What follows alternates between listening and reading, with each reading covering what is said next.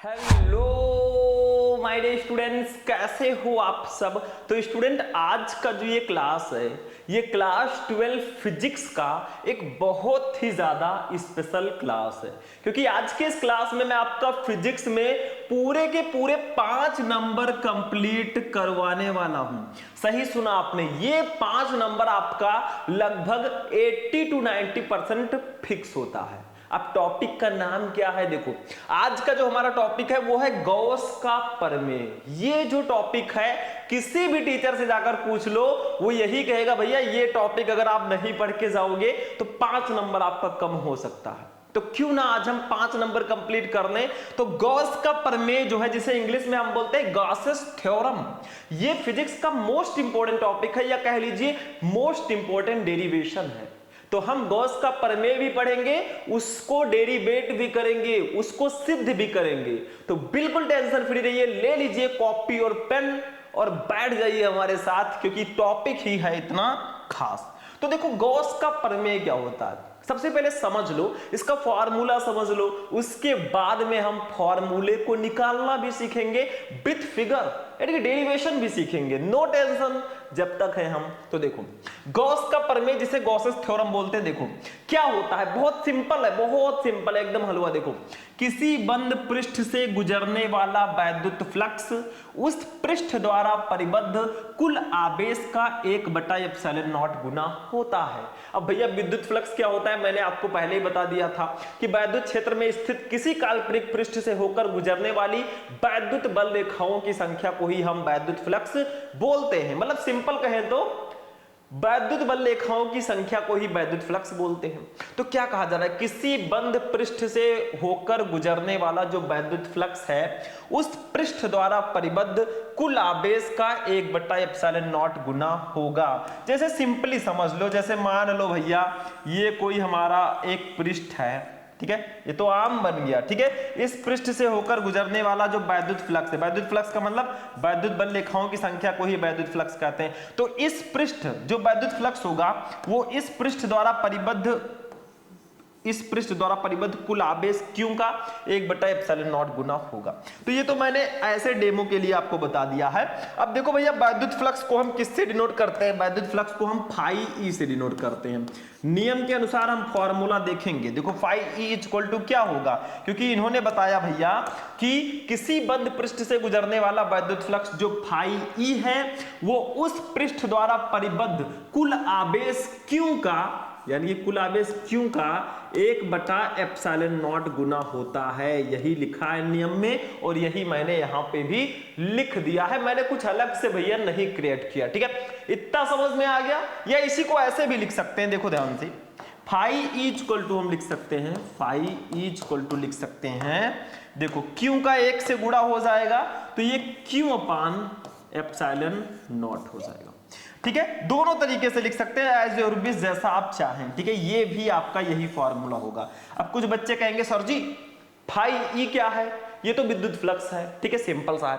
Q क्या है, आवेश है। ε0 क्या है, ये निर्वात की वैद्युतशीलता है। ये मैंने पहले ही आपको बता रखा है। तो गॉस का प्रमेय समझ में आ गया, किसी बंद पृष्ठ से होकर गुजरने वाला वैद्युत फ्लक्स फाई ई उस पृष्ठ द्वारा परिबद्ध कुल आवेश क्यू का 1/ε0 गुना होता है। बस हो गया, ठीक है। ये आपका टॉपिक कंप्लीट हो चुका है।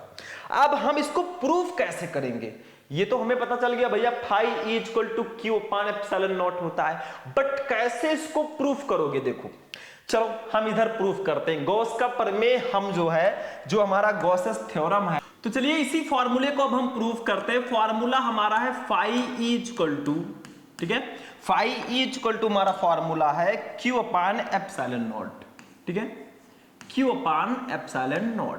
और यही प्रूफ करने को आपको दिया भी जाता है आपके बोर्ड एग्जाम में, ठीक है, कि भैया इस फॉर्मूले को आप प्रूफ कीजिए कि ये आखिर कहां से आया, इसकी उत्पत्ति कीजिए। तो चलिए हम करते हैं। अब हम सबसे पहले क्या करेंगे भैया, डेरिवेशन अगर आपको करना है तो सबसे पहले आपको फिगर बनाना आना चाहिए, चित्र जिसको बोलते हैं, ठीक है।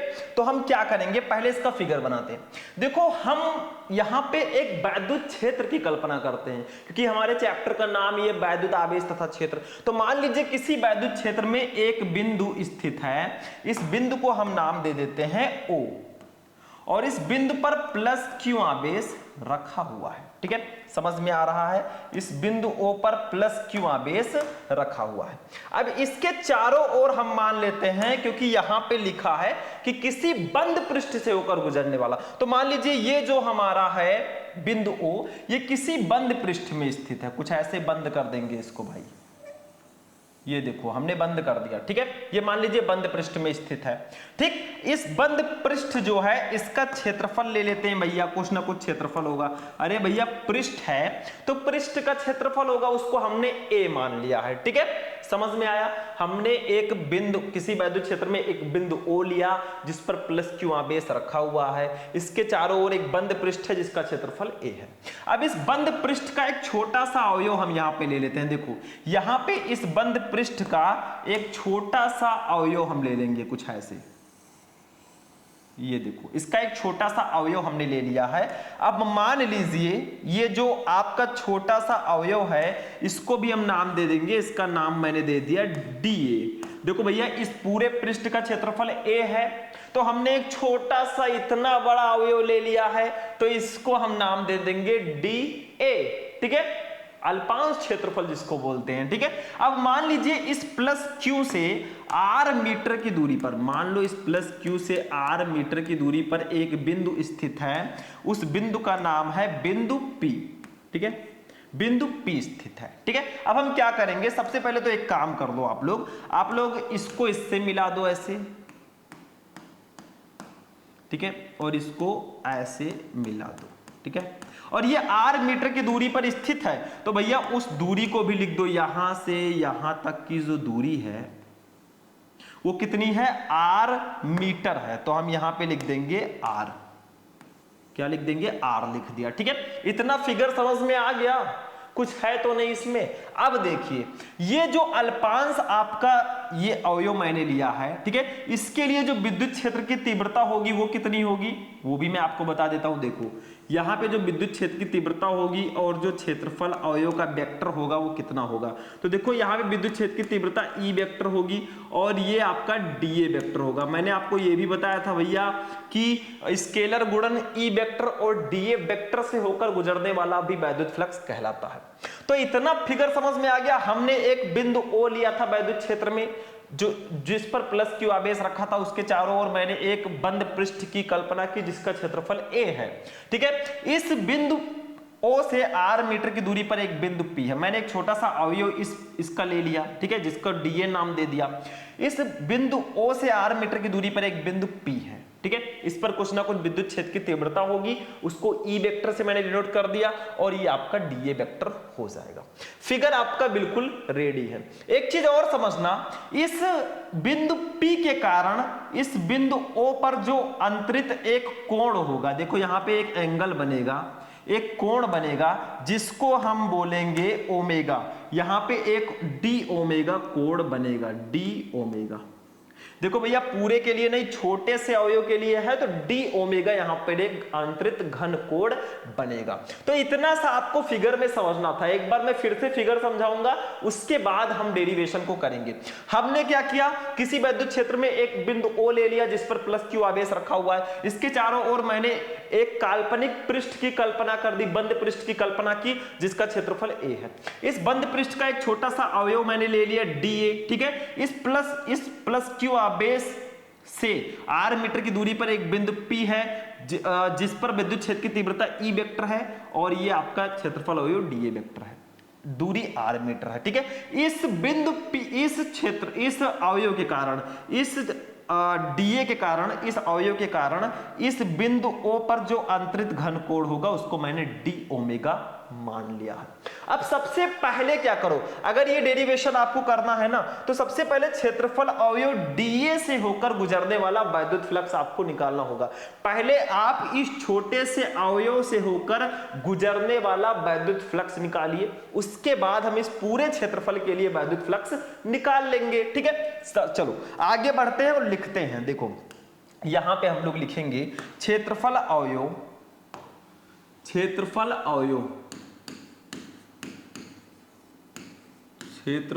ठीक है, थोड़ा सा मोटा कर देते हैं ताकि अच्छे से दिखे। ठीक है, क्षेत्रफल अवयव अवयव डीए से होकर गुजरने वाला वैद्युत फ्लक्स, ठीक है, वैद्युत फ्लक्स। यानी कि भैया मैंने क्या किया है, सबसे पहले इस फिगर में ये जो छोटा सा अवयव डीए है ना, इससे गुजरने वाला पहले हम वैद्युत फ्लक्स निकाल लेंगे। अब भैया डीए है और मैंने आपको फॉर्मूला क्या बताया था विद्युत फ्लक्स का, phi E equal to e vector dot d a vector. लेकिन यहां पे डीए है आपका अल्पांश अवयव है, तो हम यहां पे लिखेंगे भैया d phi E equal to, ठीक है, e vector dot d a vector, e vector dot d a vector. मैंने डी फाई ई इसलिए रखा है, इसलिए लिखा है क्योंकि हम क्षेत्रफल अवयव डीए के लिए निकाल रहे हैं, तो डी फाई ई होगा। अभी जब इसका समाकलन करेंगे भैया तो पूरे पृष्ठ के लिए हमारा वैद्युत फ्लक्स निकल जाएगा। ठीक है, तो इतना हो गया। और मैंने आपको यह भी बताया था भैया, चूंकि मैंने आपको बताया था A vector A dot vector B equal to क्या होता है, ए बी कॉस थीटा होता है कि नहीं होता है। ये तो मैंने आपको पहले ही बता रखा है, इसमें कुछ करना नहीं है, ए बी कॉस थीटा। ठीक है, अगर आप सदिश चैप्टर को पढ़ेंगे तो ये आपको समझ में आ जाएगा। ठीक है, अब यहां पे हम इसको क्या करेंगे, देखो ध्यान से, हो जाएगा हमारा D phi E equal to, देखो E vector dot D vector है, तो यहां पे A vector dot D vector equal to होता है ए बी कोस थीटा। तो ई को मान लो ए, डी ए को मान लो बी, तो ये हो जाएगा ई डी ए कोस थीटा। ठीक है, क्या हो जाएगा, ई डी ए कोस थीटा, ये हो जाएगा। अब आप कहेंगे सर जी थीटा क्या है भैया, तो थीटा जो है ना, इन दोनों के बीच बनने वाला एंगल है। देखो ई वेक्टर और डी वेक्टर के बीच एक कोण बन रहा है जिसको हम थीटा से डिनोट करेंगे। ठीक है, वही मैंने वहां पे लिखा है, देखो यहां पे लिखा है मैंने d phi E equal to e d a cos theta. अब हमें एक चीज पता ही है, किसी बिंदु आवेश के कारण वैद्युत क्षेत्र की तीव्रता का फॉर्मूला, यानी कि इस प्लस क्यू आवेश के कारण इस बिंदु P पर वैद्युत क्षेत्र की तीव्रता कितनी होगी वो मैं निकाल लेता हूं भैया, वो तो हमें पता ही हो जाएगा। देखो कैसे पता होगा, ध्यान से समझना, लिख दीजिए यहां पे, हम जानते हैं किसी बिंदु आवेश के कारण विद्युत क्षेत्र की तीव्रता का फॉर्मूला क्या होता है, E इक्वल टू, देखो इस एक E के जगह पर हम क्या रखेंगे, ध्यान से समझना, E इक्वल टू होता है 1/4 pi epsilon naught into Q upon R square. ये होता है कि नहीं होता है, मैंने आपको पहले बता रखा है ये डेरिवेशन, बिंदु आवेश के कारण विद्युत क्षेत्र की तीव्रता का डेरिवेशन मैंने पहले ही बता रखा है। तो E के जगह पर हम ये वैल्यू उठाकर रख देंगे, इस E के जगह पर ये वाला वैल्यू रख दो। ठीक है, इसलिए तो यहां पे लिखेंगे अतः ठीक है, डी फाई ई इक्वल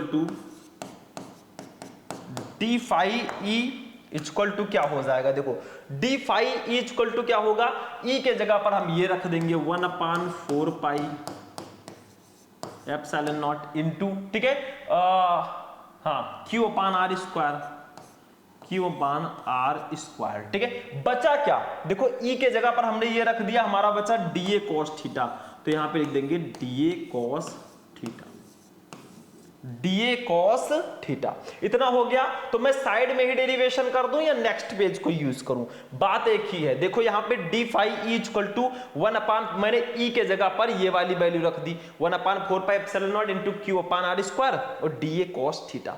अब हम क्या करेंगे, ध्यान से समझो, इधर हम लिखेंगे d phi E equal to d phi E equal to क्या होगा, ध्यान से समझो, डी फाई इक्वल टू क्या हो जाएगा, देखो यहां पे हम Q upon 4 pi epsilon not कर देंगे, इस Q को इधर ले आएंगे और इसको इसके ऊपर ले आएंगे, DA cos theta upon r square, तो ये हो जाएगा Q upon 4 pi epsilon naught into DA cos theta DA cos theta upon r square. अतः लेकिन ये जो DA cos theta upon r square है ये किसके बराबर होगा? ये बराबर होगा ये जो अंतरित घन कोण है, इस क्षेत्रफल अवयव के कारण, इस DA के कारण इस बिंदु O पर जो अंतरित घन कोण d ओमेगा है ये उसी के बराबर होगा। यानी कि ये जो पोर्शन है ये d ओमेगा के बराबर होगा। लिख दीजिए लेकिन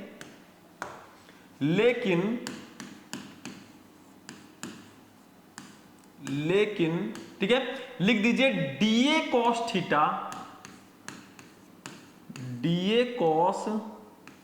थीटा अपान आर स्क्वायर, ठीक है, इक्वल टू हो जाएगा upon r square equal to किसके बराबर होगा? ये बराबर होगा d ओमेगा के।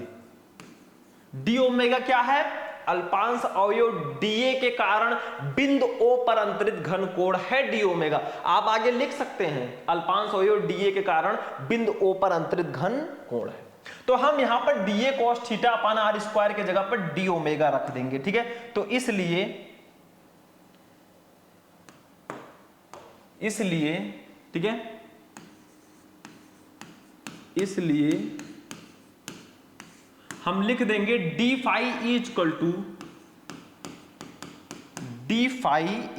टू हो जाएगा हमारा, देखो q अपान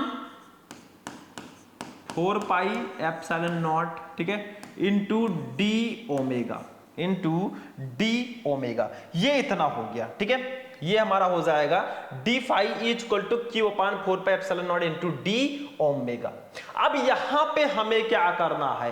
अब हम करेंगे समाकलन। देखो हमने जो ये विद्युत फ्लक्स निकाला है ना d फाई ई, वो हमने अल्पांश अवयव के लिए निकाला, यानी कि सिर्फ इतने के लिए निकाला है। अब पूरे क्षेत्रफल के लिए अगर आपको विद्युत फ्लक्स निकालना है तो समाकलन आपको कर देना है भैया। संपूर्ण पृष्ठ A से, देखो संपूर्ण पृष्ठ A से बाहर की ओर जाने वाला विद्युत फ्लक्स आप निकाल लीजिए पूरे पृष्ठ के लिए, ठीक है। तो यहां पर हम लिखेंगे संपूर्ण पृष्ठ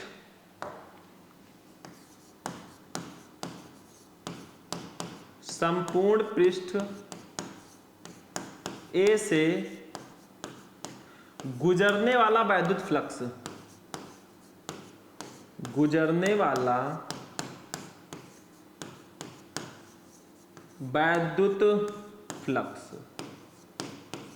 तो संपूर्ण पृष्ठ के लिए जो विद्युत फ्लक्स हमारा होगा, अब यहां पे आपको समाकलन करना है। तो d फाई ई का जब आप समाकलन करोगे तो फाई ई हो जाएगा। ये तो सिंपल है, ये हो गया हमारा फाई ई, ठीक है, इक्वल टू ये q upon 4 pi epsilon not, इसका समाकलन आप कर नहीं सकते। q upon 4 pi epsilon not का समाकलन आपका हो जाएगा d ओमेगा का, ठीक है। किसका समाकलन होगा? बंद समाकलन d ओमेगा का। देखो बंद पृष्ठ भैया, तो मैंने बंद समाकलन किया है, ठीक है, क्लोज इंटीग्रेशन। तो phi E equal to q upon 4 pi epsilon naught. देखो जब हमने समाकलन किया पूरे पृष्ठ के लिए, हमने जब विद्युत फ्लक्स निकाला तो ये d फाई ई जो है ये फाई ई में कन्वर्ट हो जाएगा, d हट जाएगा क्योंकि मैंने समाकलन कर दिया है। और q upon 4 pi epsilon not का समाकलन नहीं होगा और क्लोज इंटीग्रेशन हो जाएगा d ओमेगा। अब यहां पे एक चीज ध्यान रखना है, देखो क्लोज इंटीग्रेशन, परंतु लिख दीजिए इधर साइड में, मैं नेक्स्ट पेज यूज कर लेता हूं, ठीक है। लिख दीजिए यहां पे परंतु, देखिए परंतु, ठीक है, परंतु जो हमारा क्लोज इंटीग्रेशन d ओमेगा है, ये देखो क्लोज इंटीग्रेशन d ओमेगा, ये बराबर होगा भैया 4 पाई के। किसके बराबर होगा? ये जो है 4 पाई के बराबर होगा। यानी कि ये जो हमारा क्लोज इंटीग्रेशन d ओमेगा है ना, ये 4 पाई के बराबर होगा। ये देखो 4 पाई। इसलिए अब हमारा फाइनल फॉर्मूला निकल कर आ जाएगा। इसलिए देखो ध्यान से समझो, अब हमारा जो फॉर्मूला निकल कर आएगा वही एक्चुअल फॉर्मूला होगा। देखो phi equal to q upon 4 pi epsilon nought लिखेंगे into d omega, close integration d omega के जगह पर फाई ई 4 पाई कर देंगे। तो फाई इक्वल टू हमारा हो जाएगा, देखो ध्यान से, 1 अपान 4 पाई एप्सिलॉन नॉट, ठीक है। देखें क्या है, q upon 4 pi epsilon not है, ठीक है। तो q upon 4 pi epsilon not into d omega के जगह पर 4 पाई कर देंगे। अब यहाँ पे 4 पाई से 4 पाई को कैंसिल कर दो, फाइनली हमारा फॉर्मूला आ गया ना, फाई इक्वल टू आ गया, फाई इक्वल टू हमारा फॉर्मूला आ गया Q अपान एप्सिलॉन नॉट, और यही हमें प्रूव भी करना था। दैट्स प्रूव्ड, ये प्रूफ हो चुका है, ये हमारा फॉर्मूला निकल कर आ चुका है। थोड़ा सा मेहनत करना पड़ेगा मेरे भाई, तभी समझ में आएगा। बाय द वे हम इसको एक बार आपको जरूर बताना चाहेंगे फिर से। देखो फिर से मैं रिवाइज करने जा रहा हूं, पूरा समझ लो, बहुत बारीकी से मैं बताऊंगा। देखो गॉस का प्रमेय क्या है, किसी बंद पृष्ठ से गुजरने वाला वैद्युत फ्लक्स उस पृष्ठ द्वारा परिबद्ध कुल आवेश का 1/ε0 गुना होता है। Phi E equal to Q upon epsilon naught. अब इसको प्रूफ करना था तो हमने क्या किया, किसी वैद्युत क्षेत्र में एक बिंदु O ले लिया जिस पर प्लस Q आवेश रखा है। इसके चारों ओर मैंने एक बंद पृष्ठ की कल्पना की जिसका क्षेत्रफल A है। फिर मैंने इस पृष्ठ का एक छोटा सा अवयव लिया dA, ठीक है। अब हमने क्या किया, प्लस Q से r मीटर की दूरी पर एक बिंदु P ले लिया जिस पर विद्युत क्षेत्र की तीव्रता E वेक्टर है और क्षेत्रफल सदिश dA वेक्टर है, ठीक है। तो यहां पे क्या हुआ, यहां पे इस क्षेत्रफल अवयव, छोटे से अवयव dA के कारण बिंदु O पर एक घन कोण बना जिसको हमने d ओमेगा से डिनोट किया, ठीक है। फिर हमने क्या किया, क्षेत्रफल अवयव dA से होकर गुजरने वाला वैद्युत फ्लक्स निकाल लिया। पहले मैंने इस छोटे से अवयव से होकर गुजरने वाला वैद्युत फ्लक्स निकाला तो d phi E equal to E vector dot dA vector लिख दिया। अब चूंकि vector A dot vector B equal to AB cos theta होता है तो यहाँ पे d phi E equal to हो जाएगा EDA cos थीटा।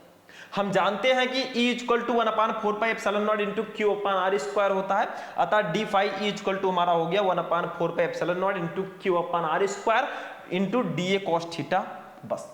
फिर हमने d phi E equal to Q upon 4 epsilon not into DA cos theta upon R square लिखा। अब चूंकि DA cos theta upon R square जो है वो d ओमेगा के बराबर होगा, अंतरित घन कोण के बराबर, तो हमने लिख दिया d phi E equal to Q upon 4 epsilon not into d omega.